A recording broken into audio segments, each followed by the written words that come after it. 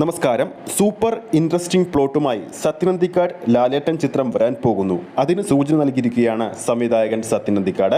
ആ ഒരു അപ്ഡേറ്റിലേക്ക് പോകുന്നതിന് മുമ്പ് നമ്മുടെ ചാനൽ ഇതുവരെ സബ്സ്ക്രൈബ് ചെയ്തിട്ടില്ലെങ്കിൽ ചാനൽ ഒന്ന് സബ്സ്ക്രൈബ് ചെയ്ത് സപ്പോർട്ട് ചെയ്യുക.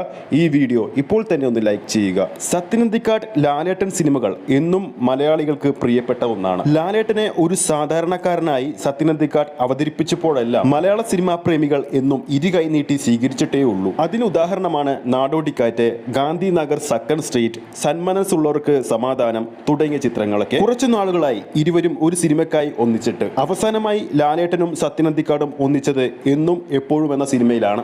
എന്നാൽ തന്റെ അടുത്ത ചിത്രം ലാലേട്ടനൊപ്പമായിരിക്കുമെന്ന് സത്യൻ അന്തിക്കാട് ഇപ്പോഴത്തെ ഒരു സൂചന നൽകിയിരിക്കുകയാണ്. അത് ഉറപ്പിക്കുന്ന വിധത്തിൽ ഒരു ഇൻസ്റ്റഗ്രാം സ്റ്റോറിയാണ് സത്യൻ അന്തിക്കാടിന്റെ മകനും സംവിധായകനുമായ അഖിൽ സത്യൻ അന്തിക്കാട് ഇട്ടിരിക്കുന്നത്. ഈയിടക്ക് കഴിഞ്ഞ വനിതാ ഫിലിം അവാർഡിന്റെ വേദിയിൽ ലാലേട്ടനൊപ്പം സത്യൻ അന്തിക്കാടും നിൽക്കുന്ന ചിത്രമാണ് അഖിൽ സത്യൻ അന്തിക്കാട് തന്റെ ഇൻസ്റ്റഗ്രാം സ്റ്റോറിയിൽ ഇട്ടിരിക്കുന്നത്.